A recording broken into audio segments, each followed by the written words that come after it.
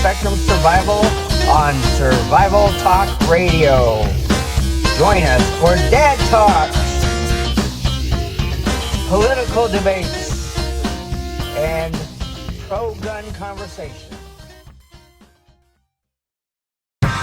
Proficient Protection Agency is based out of Alameda, California.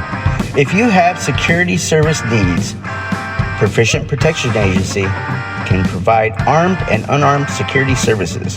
They service Northern California Bay Area, and you can find them at www.ppasecurity.com.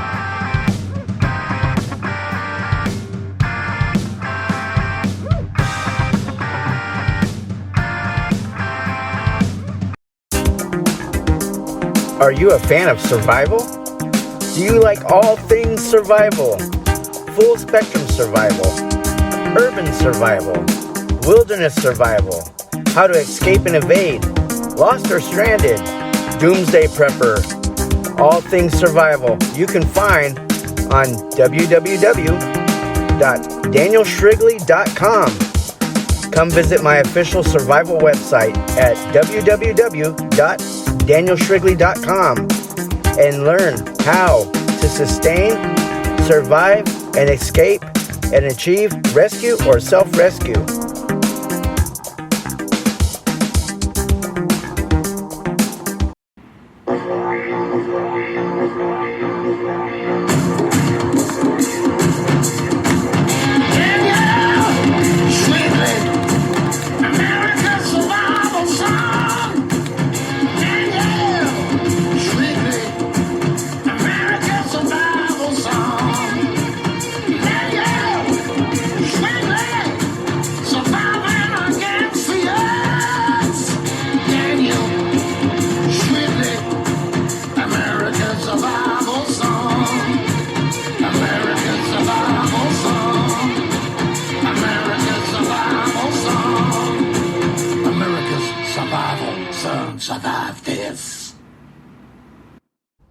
Well, hello, everybody. I've been absent. I know. I was working for a company, and I left that company. I resigned because I went over to my best friend's company, and so I'm working with him. And it's just a better move for me. And so consequently, that affected my radio recording schedule till I can get reacquainted with that and then record an episode. So, but I'm here now, and a lot has happened since my last recorded episode or when I went live. So here I am today, and I'm actually quite happy and pleased to be here.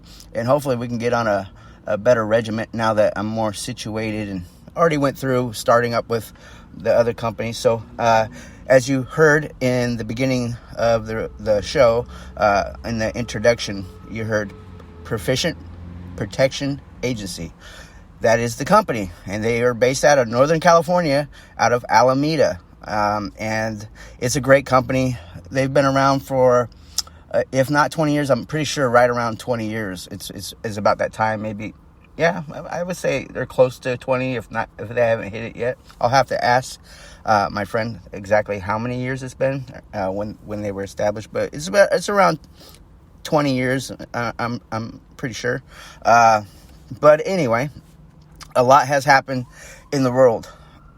Ukraine, Russia has declared war and invaded Ukraine, and this is why we as Americans, we need to watch what happens around the world, because what happens somewhere else could happen here.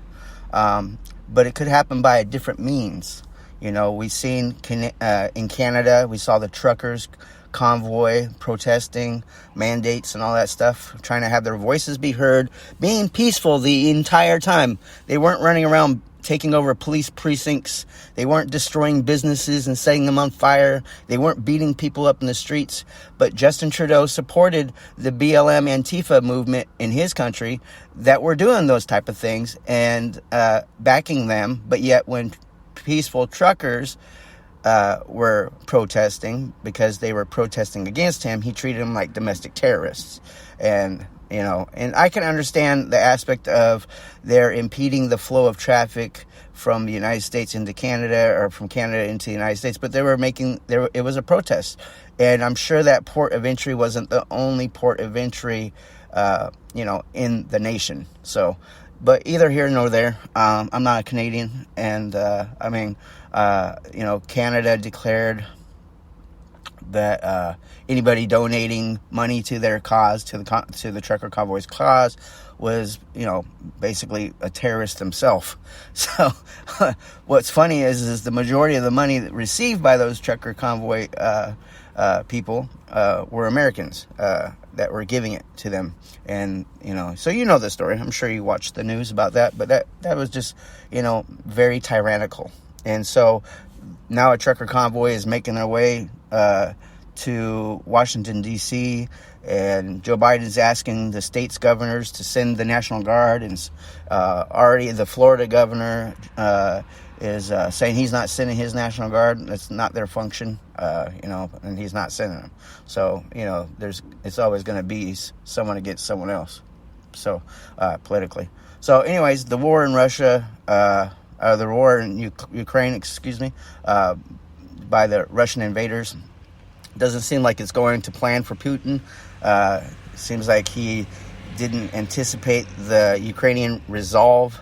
I'm seeing the president of Ukraine wearing body armor and a ballistic helmet in the trenches, really being the definition of what a leader should be. It's almost like George Washington or Eisenhower-esque. It kind of gives me that feel, that vibe. And it's pretty cool to see a world leader be that way. And then the ex-president is doing the same thing. Some of their parliament members are doing the same thing. Their Miss Ukraine is taking up arms. The UFC guy, I guess they have a UFC fighter, is pretty well known from Ukraine. He's also doing the same thing. So everybody's doing the same thing.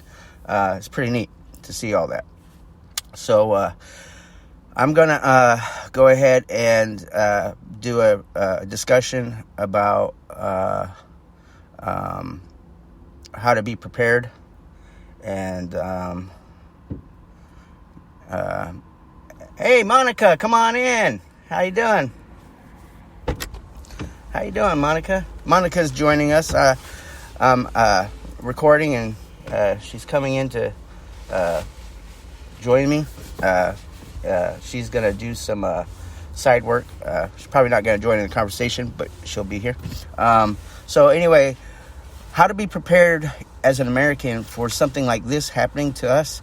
Well, first off, we need to always prepare, and we start doing that with the basics. You need to get educated. And, there's so much you would have to catch up on to be educated on this. So the best way is to start with the basics. Look up a lot of do-it-yourself videos on how to be prepared for, emergencies.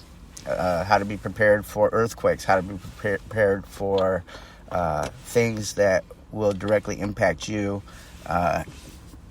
if there was an emergency, or if there was riots or whatever. Because that's really what probably, or if there's, bad weather, if there was a fire. Those are things that are more realistically going to hit you specifically. And once you're prepared for those things, you'll find that you're prepared for a lot of other things too. I remember back in 2012, the CDC put out a statement, be prepared for a zombie apocalypse. Now, they know that zombies don't exist. I would think they know that. But what they were really trying to do is just get you in the mindset of being prepared. If it took you to be prepared at the motivation of a zombie apocalypse, well, then maybe you should, be prepared for a zombie apocalypse, because if you're prepared for that, you're prepared for anything. And I think that's really where they were going with that suggestion. So, but being prepared for war, you should probably, get your basics out of the way. Fire, water, shelter, food stuff. Have a bug out plan in case you need to leave where you're at. You live in a very built up area. Maybe you live in a city like San Francisco, which is probably a nuclear bomb target, and you want to leave that area and head off into the mountains somewhere, or into the middle of the desert somewhere. There's not a lot of resources for you to survive in the desert unless you have a exceptionally well-stocked inventory and are really rehearsed at survival. Survival in the desert's a lot more complicated than if you go to, the mountains where there's trees and creeks and rivers and lakes and stuff like that. But also remember, those areas are also going to attract people to want to escape to those locations too. And in matters of crisis, people don't think the same way they do when it's just recreational. They start getting possessive of their area.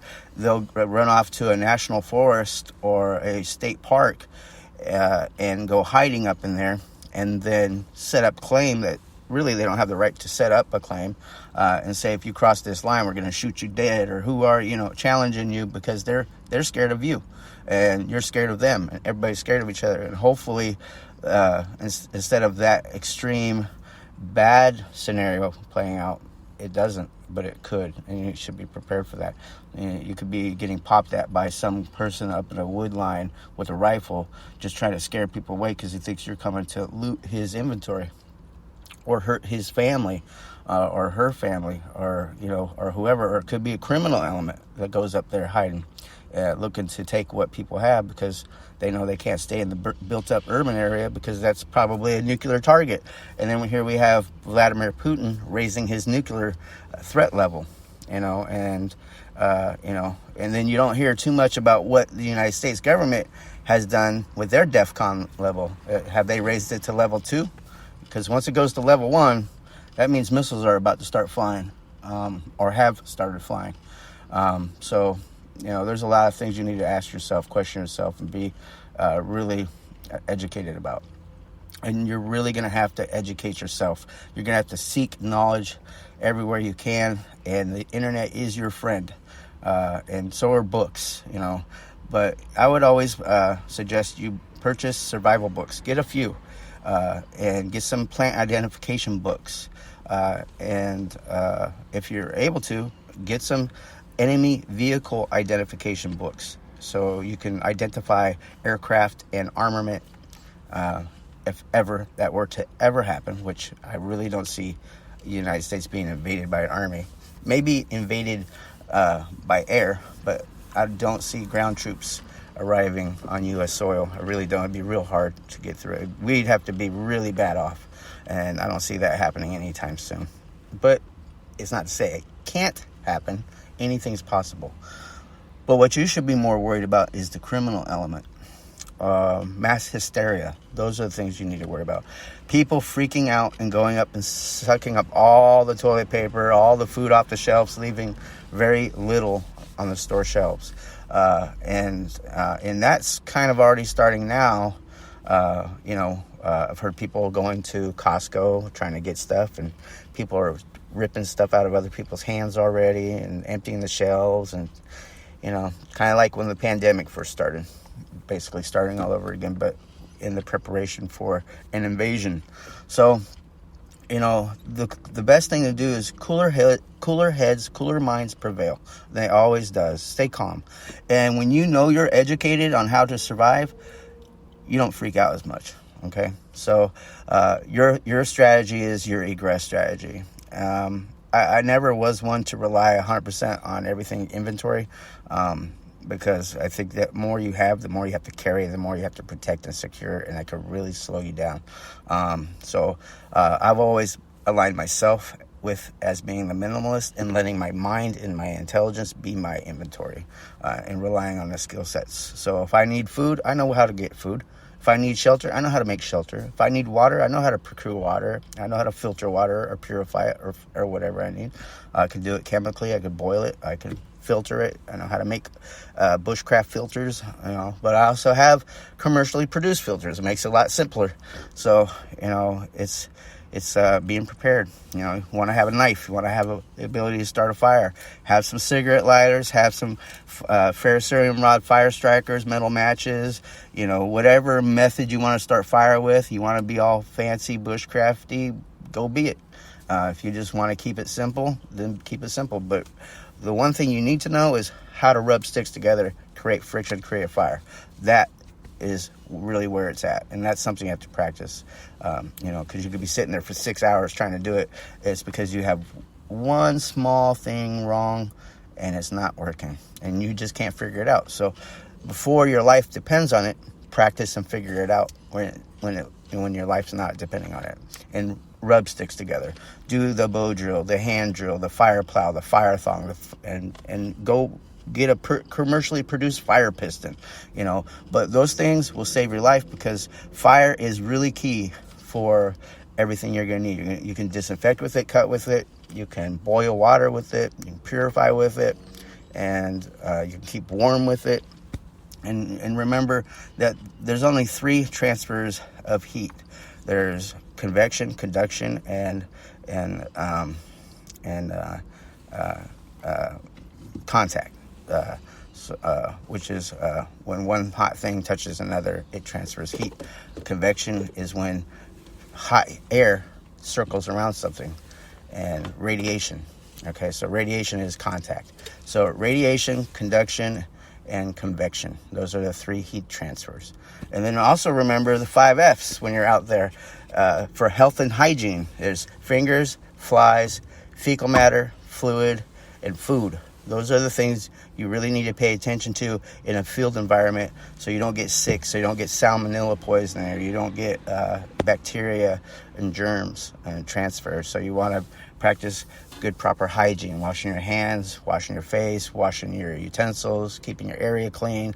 Don't prepare your food where you sleep, because you'll attract predators. And just knowing these things. So the 5 F's, field hygiene. The Army produced a field manual called Field Hygiene. You can find that for free on the internet. Look it up, all right? Start downloading PDF files or books from either a bookstore online, or you can read it for free on the internet doing internet searches. But find out, survival stuff. Find out field hygiene stuff. Find out how to properly react in a chemical, biological, radiological, nuclear environment. Like, did you know that filter on your pro mask, your protective mask, your gas mask, is only good for 45 minutes in a contaminated environment where there's blood or nerve agent? It's not going to last forever, and you're going to have a false sense of security if you think it does. You're going to have plenty of filters on standby, because those charcoal filters, just like a water filter, it runs out after a while. You can't just use it forever, So, and so those are little things that, unless you have a lot of background and training in it, you wouldn't know. And you're going to have that false sense of security, and later it's going to bite you in the butt. And that's not a good thing. So you need to start looking up. If you really think there's a nuclear threat, start reading up on CBRN, chemical, biological, radiological, nuclear warfare. And the military, the Army, has put out a lot of doctrine that's open to the public that you could look up easily on the internet. So go read that stuff. I went through CBRN school with the United States Army, so that's why I know so much about it. I could look at a nuclear plume, a mushroom cloud, and tell you a lot of information about that. I could tell you how many kilotons it was. I could tell you how far it is. I could tell you about how much fallout it's going to have, and about how in comparison to where it is to where I presently am, how safe I would be. I know pretty much how to hide from it, how to get away from the blast, and what to do. But what good is that to you if I'm not with you? So you need to educate yourself. And if you start researching and reading up on CBRN, you're going to start learning, okay? And you're going to start gaining that life-saving knowledge. And I really encourage people to not be lazy. Go and start reading. Start watching videos. All right, read and watch videos, but don't rely on videos alone. You're gonna need to read.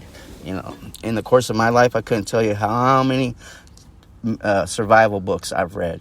All right, I can't tell you how many non-survival books I've read that aren't survival books, but are war-fighting books that apply to the survival spectrum. That's why I have so much knowledge. Even a Boy Scout handbook can be considered survival because it teaches you stuff, all right, that you might not normally have thought about. Another critical skill is traversing terrain without relying upon GPS. So you're going to need to know how to read a military grid reference system map. And you're going to need to know how to do your pace count, how to use a compass, shoot an azimuth. You know, you're going to need to know a lot, and, how to identify terrain features, how to navigate celestially, and using the stars. And that way you can be orientated to what north is. Or if you're in the southern hemisphere, to what south is. So that way you don't get lost when you're navigating around. There's just so much, that this episode would last for a long time. Hundreds of hours if we were just to sit here and talk about everything related to survival. Humanly possible. It would last for hundreds of hours, and there's just not enough time in a day to record that much content for anybody. But you control your schedule. You know what your weaknesses are, and you really need to sit back and look at yourself and evaluate your weaknesses. Don't always focus on your strengths. Let go of your ego. Focus on what you don't know, and go learn it. All right, plant identification. The more you know about plants, the more food sources open up for you. If you know what you can eat and can't eat, then you are really becoming an asset not only to yourself, but other people around you. Because you can be like, hey, you can eat that. Oh, you can't eat that. Stay away from that. It'll kill you. Just a teaspoon of that will kill you. All right? But that's good.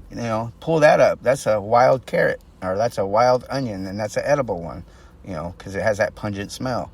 So there's just little things, get with a botanist. Go take a class at a survival school. I really encourage you to do that. And take a class at a survival school that teaches you edibles, wild edibles. Forget the shelter building. You can learn that on YouTube.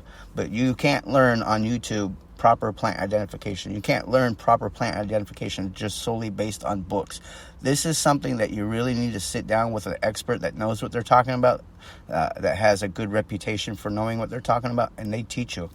I always tell people, know 5 edible plants that are in the region you live that are in abundance around you, or in the area that you're going to egress to if you're going to escape and abandon where you're living and go off into the wilderness somewhere to escape fallout or whatever it is that you're trying to avoid.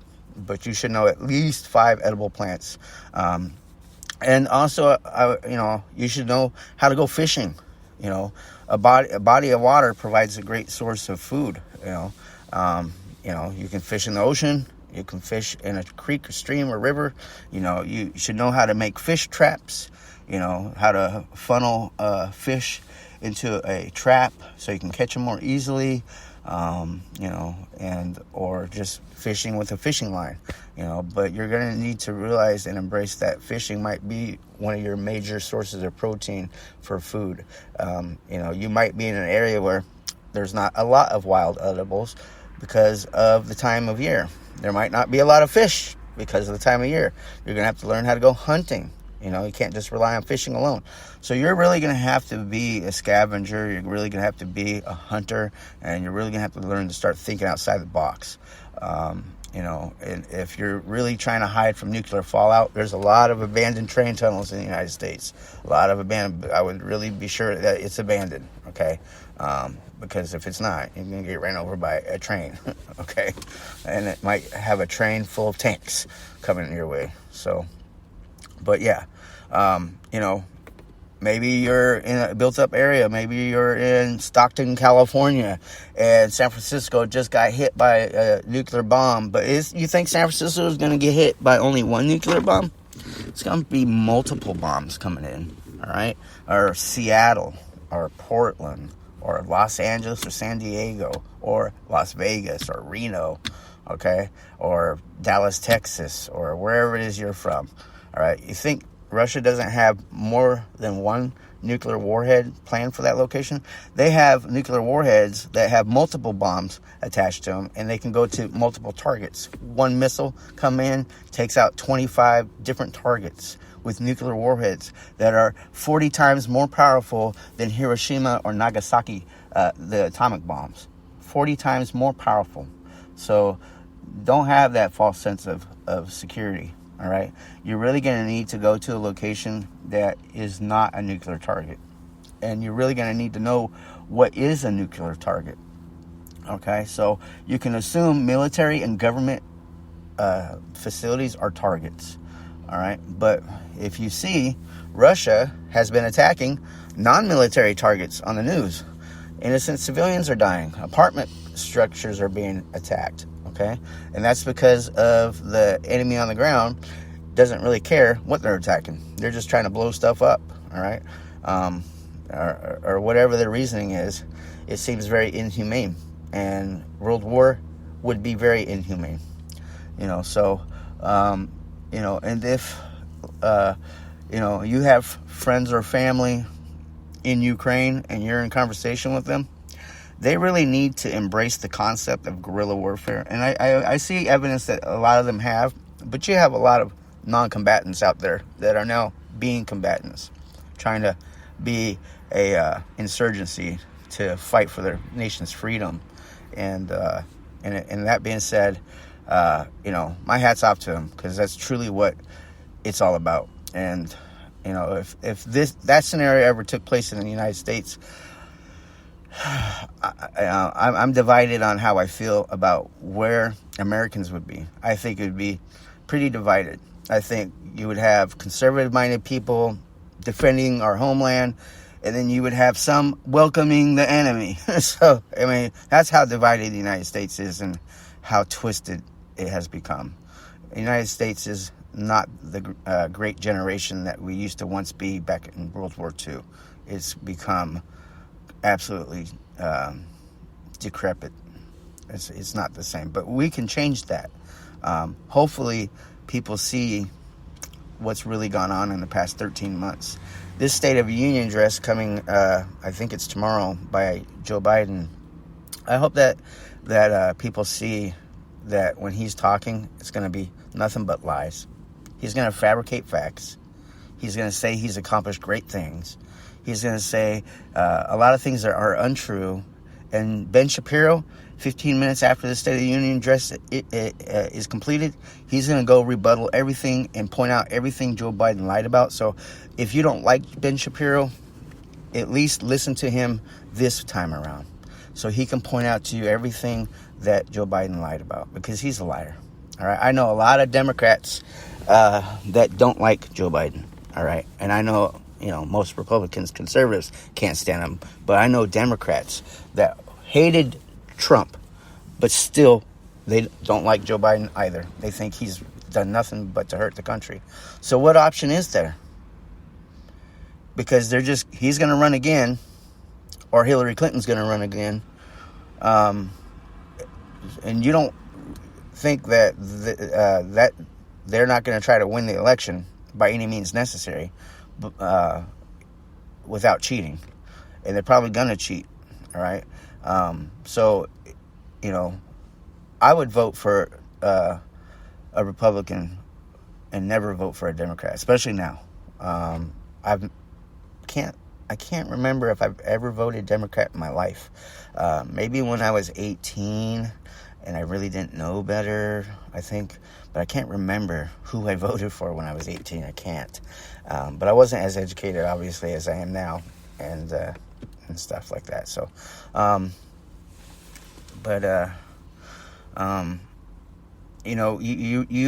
you vote for who you want to. I'm never going to tell people who to vote for, but if you don't like the state of affairs that our country is in right now, it's not going to get better if we don't change it. We need to be energy independent. Russia is a perfect example of why we need to be energy independent.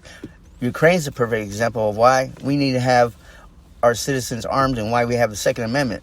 and why we shouldn't allow Democrats to take our weapons from us and take away our high-capacity magazines. Although, yes, it sucks when we have a lunatic go attack a school or a business and kill a bunch of innocent lives. That's not cool, all right? But not every American's like that, and not every American should lose their rights and freedom all because of a few numbnuts that go and do the wrong thing, all right?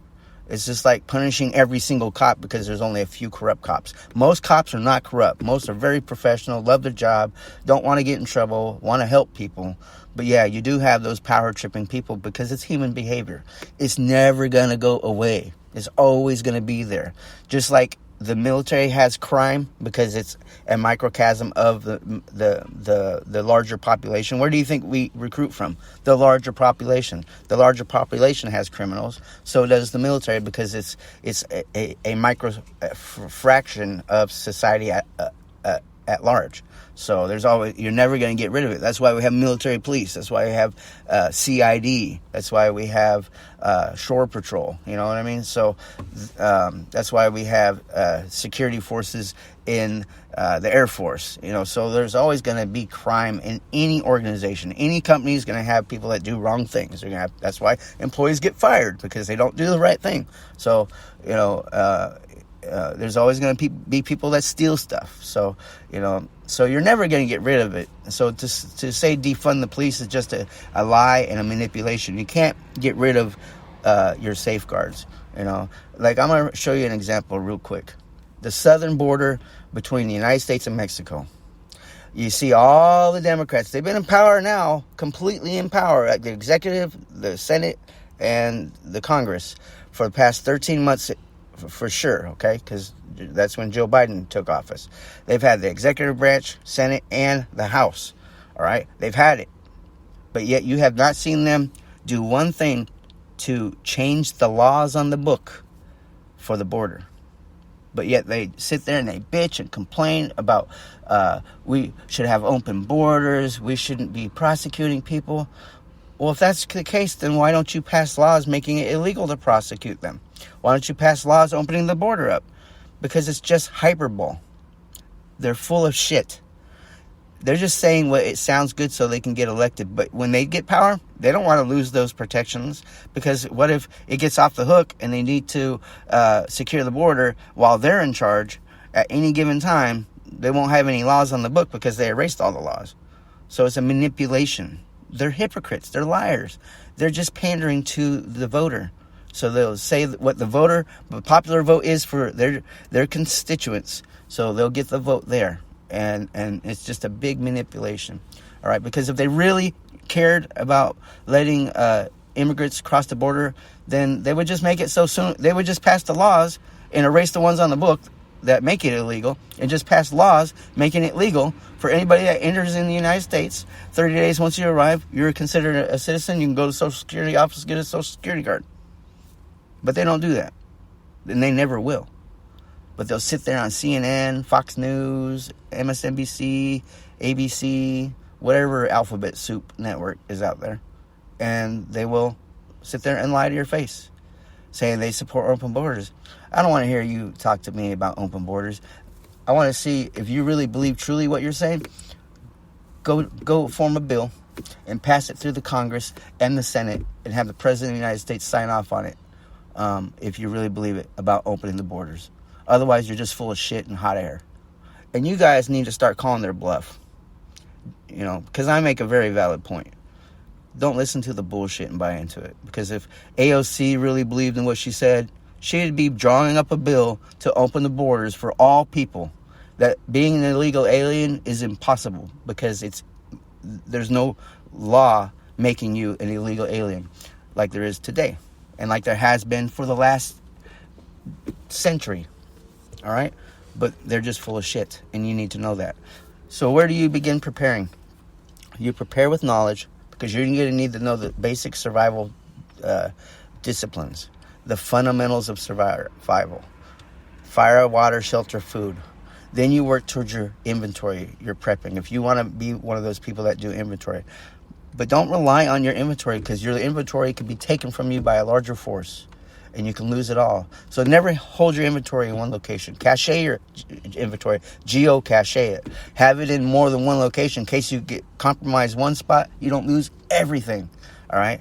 So, there's people that bury their cache along a egress route as they're making it to their main route. Or they'll have a main egress route location that they're going to, and outside of that location, around it, are hidden steel drums buried in the ground that have their food, clothing, supplies, weapons, ammo, all throughout, buried underground, 5 or 6 feet underground, protected and wrapped in plastic.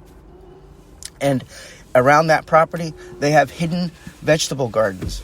So the average untrained eye walking past it doesn't really know what a vegetable looks like growing in the ground. They just think it's a weed because they've been buying groceries all their life at the grocery store, never knowing what a plant growing out of the ground looks like. So they can't identify what a carrot is, or what celery is, or what a potato is, or a tomato.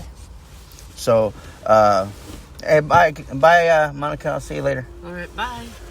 She came by here to just hang out for a minute, but she's gonna go. She's not a public speaking person too much, but she comes to show support for the show and does little stuff for me.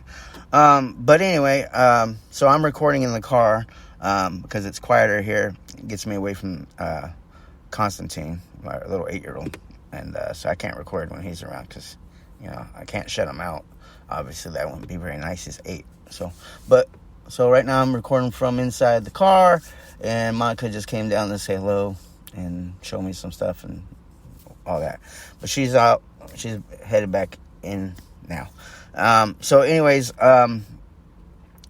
we need to, as a society, adopt that philosophy where being prepared is just common. It's a common thing that we do. And when bad things happen, we don't have to rush off to the grocery store because, we just realized we're unprepared. We should always be prepared, either with our knowledge, like you're running to the grocery store to go buy food. I am not worried about the grocery store. I'm running off to the wilderness to go fishing. You know what I mean? My priority is a little different. I'm going to provide for me and my family. I'm going to provide food. All right. I'm going to provide water. I'm going to provide a safe place with shelter. All right. I'm going to provide security. All right.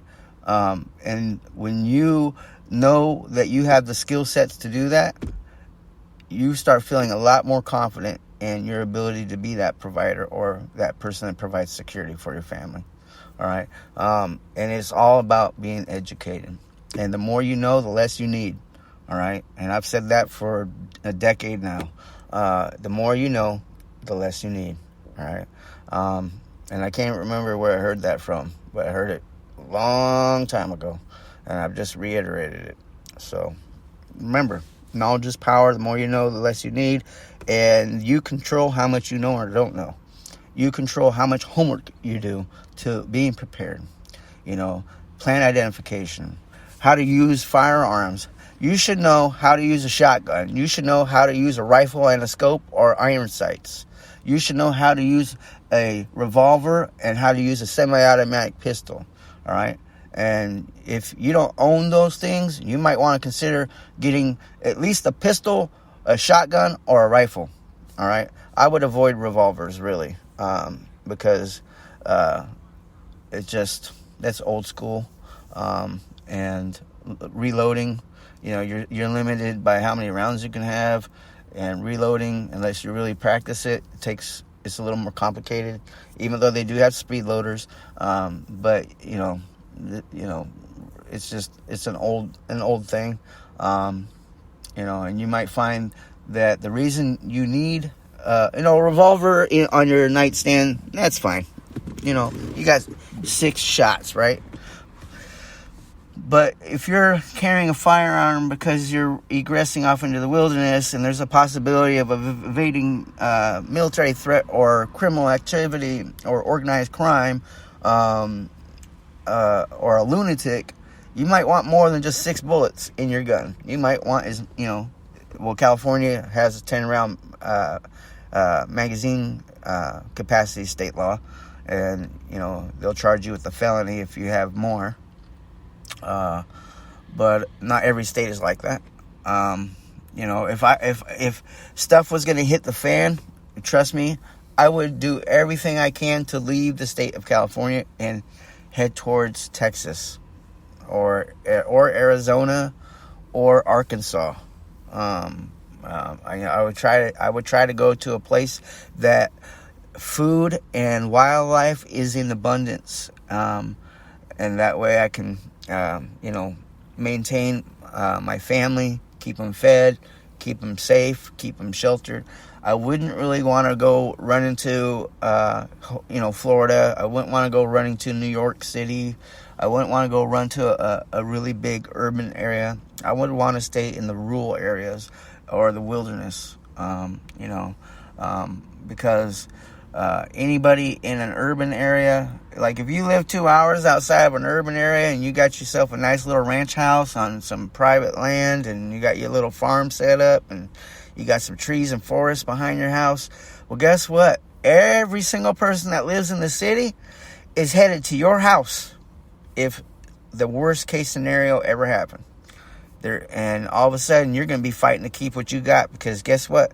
They're going to pile in their pickup trucks and their SUVs, and they're going to hit the highway in a caravan, and they're going to be headed your direction, and they're going to be criminals, and they're going to think that whatever they see is theirs because they have more guns than you do, and they're going to be right. They're going to be right, people. And you ain't going to be able to stop them. I don't care if you have 30 people with guns protecting your house with firing positions and sandbags set up. They're going to eventually take you over. And the more set up you are for security, the more they're going to think that there's more in there to gain. And eventually they're just going to be persistent. And they're really going to try to take you over. They're going to throw Molotov cocktails. They're going to get inventive. And they're going to find a way. And eventually they will. Because that's what we did in Iraq. That's what my platoons... I deployed to Iraq 4 times, and that's what we would do. We would take over a target area because we had a larger force and we could do it. If we didn't have such a large force, we wouldn't be able to do it. But it's because we have a larger force and more firepower, we're able to go in and do it. So don't have that false sense of security just because you live up in a very rural area on a farm surrounded by trees, that the urban element isn't going to show up. Because when they show up, they're going to show up with force. And they're going to want to take your livestock. They're going to want to take your food and inventory. That's why I say, whatever you have needs to be hidden. All right, people? Because what's happening in Ukraine, it might not happen in America the way it's happening in Ukraine. But what could happen in America is we could receive a missile. We could have a tyrannical government. We already seen a little bit of a taste test of tyrannical when the Democrat politicians started shutting down our country, kicking people out of their jobs and their churches and locking them in their homes. All right? It's still got our children in some schools wearing masks. But our children are the ones less likely to die from COVID because their immune system is far greater than we adults. But yet our children are the only ones wearing masks. And then the ones telling us to wear masks every day, all right, guilt tripping us about wearing masks, are the ones that aren't wearing masks when they go to public events or galas or Hollywood award shows or political events or whatever it is. And you see politicians and movie stars, the ones that tell you to wear a mask, are out there doing cameos and photo ops, not wearing a mask. And then they think their excuse justifies it, but your excuse doesn't justify it. So if you're not wearing a mask, whatever your excuse is, no good. But since they're celebrities, they'll have an excuse, and they expect you to bite on it and be bought and sold on their excuse. Right? That's the America we live in. All right? The founders did not build this country for us to pay $5 or more for a gallon of gas, or $5 or more for a gallon of milk. They would be pissed off. The founding fathers, the ones that made our Constitution, they would be so pissed off because we have been violated. Social media platforms deleting your posts because they don't agree with it totally goes against what the founders said.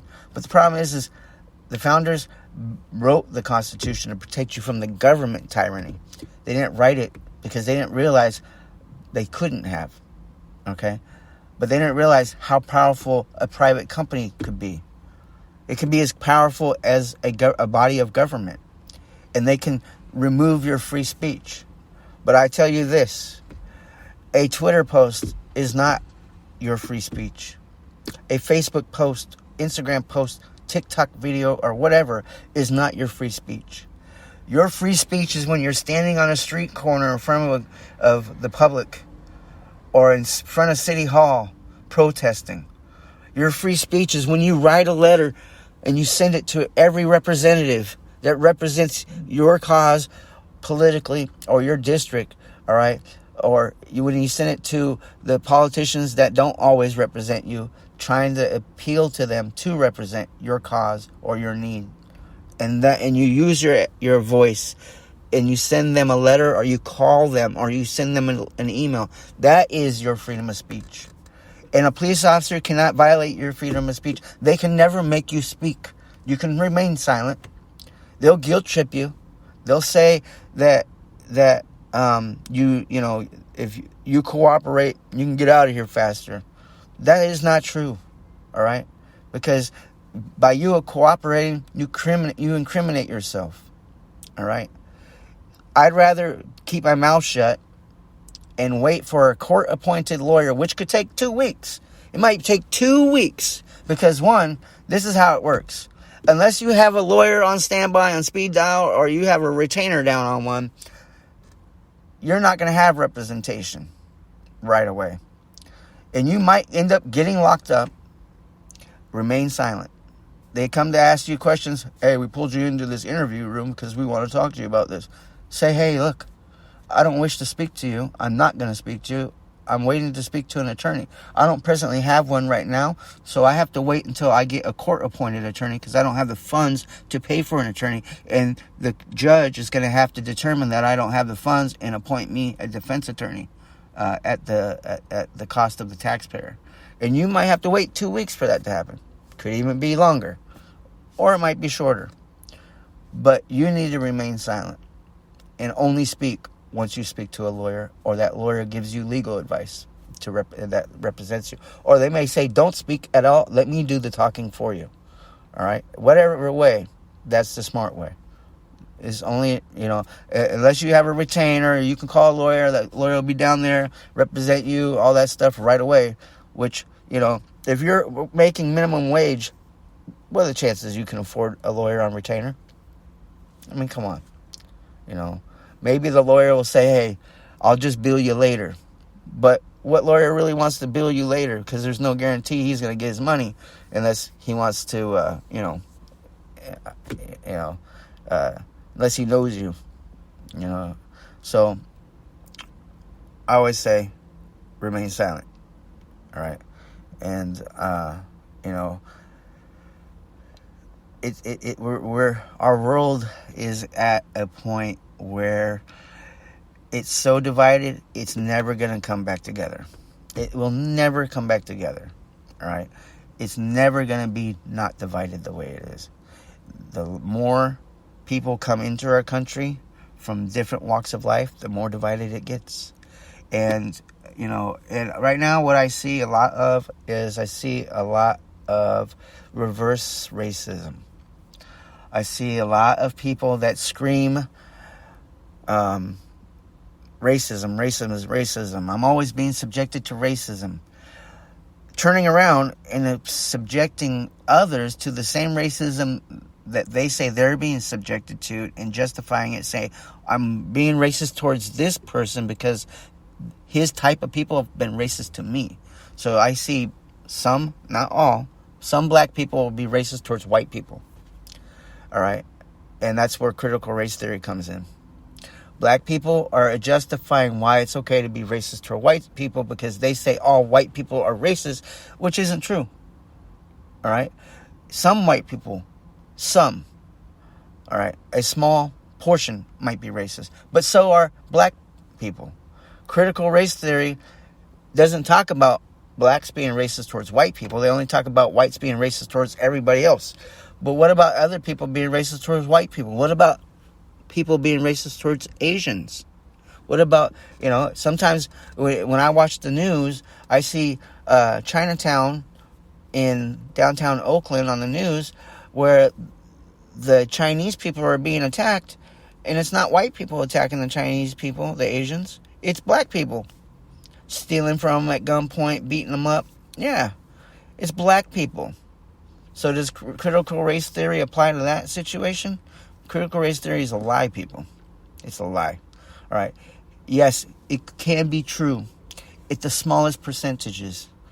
But overall, hey, most people, they just want to get along with everybody.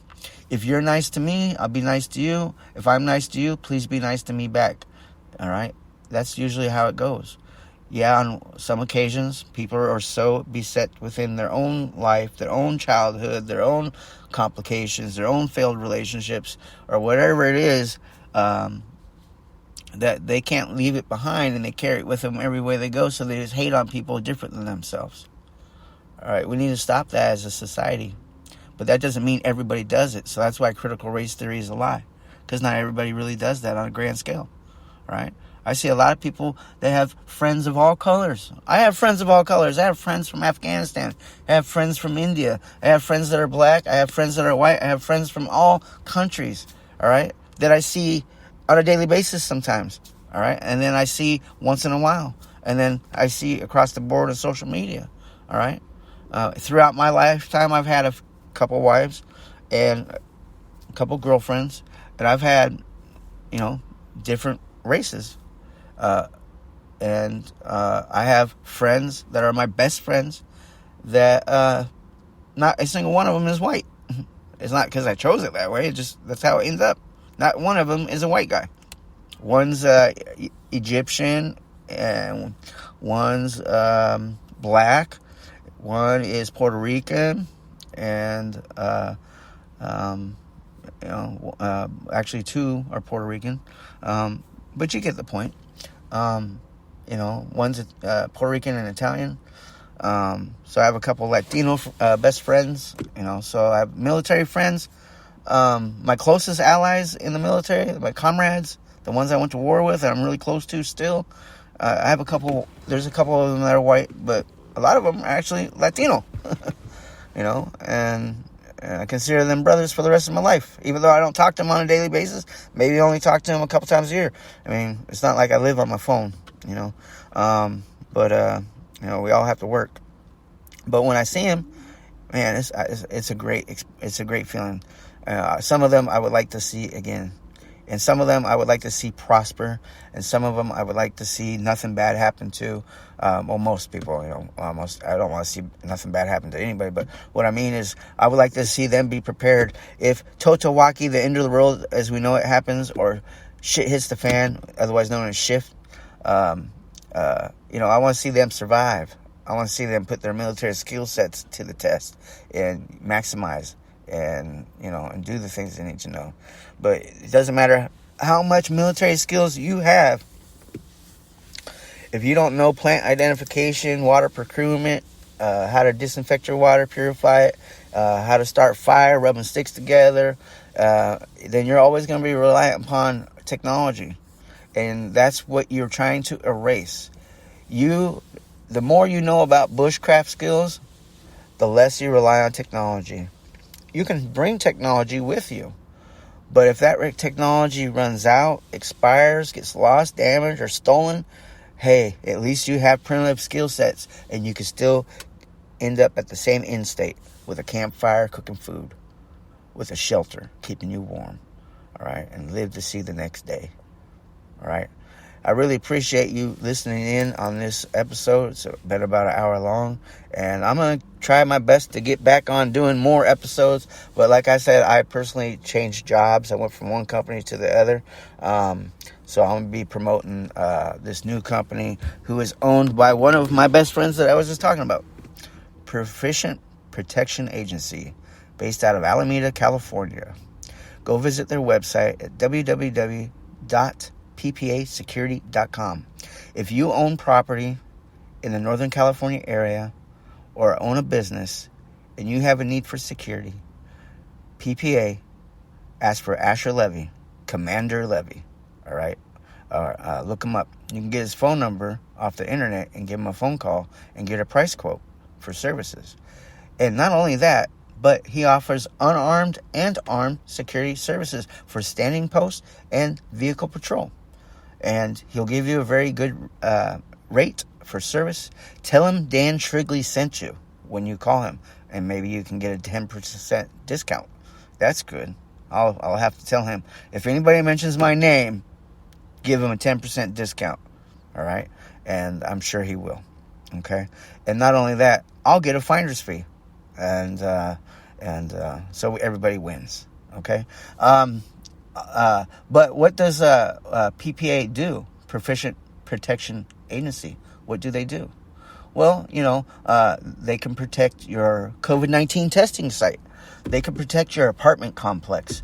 They can deal with tenant-landlord issues such as lease enforcement, noise complaints, parking issues, locking facilities for you. And they use a technology that makes it easy to keep track and manage the officers in the field. He can talk to you about that at that point in time. And what it is and how it works, and where we make sure that the officers are always staying active and doing their patrol and the rounds and covering the contract the way that it was agreed upon when you decided to hire the company, and it stays that way. And it's a great program. I don't want to divulge those trade secrets publicly, but it's there, and you should know that. So you are always protected around the clock, or whenever it is that you have contracted the security services from PPA, Proficient Protection Agency, to patrol your properties. To learn more, as I said, you can go to www.ppasecurity.com. And they are based out of Alameda, California, which is in the San Francisco Bay Area. And they do service the Northern California Bay Area by large. So if you have property in Contra Costa County, he can service you. If you have property in Alameda County, he can service you. If you have property in San Joaquin County, he can service you. If you have property in San Jose, Santa Clara County, Milpitas, San Mateo County, South San Francisco, he can service you. If you have property in Marin, he can service you. If you have property in Sausalito, he can service you. He can provide security services and even executive protection services for you. Just give Asher Levy a phone call and let him know Survivalist Dan Shrigley sent you. Have a good night. Proficient Protection Agency is based out of Alameda, California. If you have security service needs, Proficient Protection Agency can provide armed and unarmed security services. They service Northern California Bay Area, and you can find them at www.ppasecurity.com.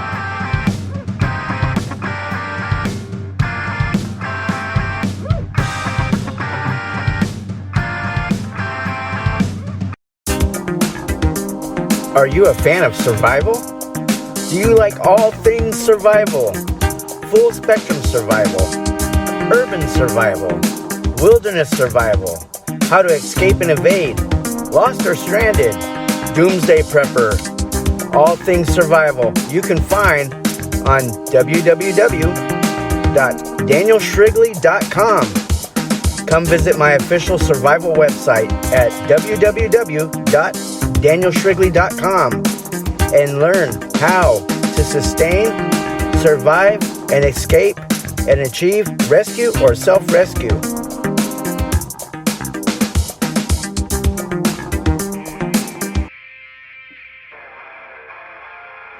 Hi, you're listening to Survival Talk Radio with me, your host, Dan Shrigley. Come and learn survival.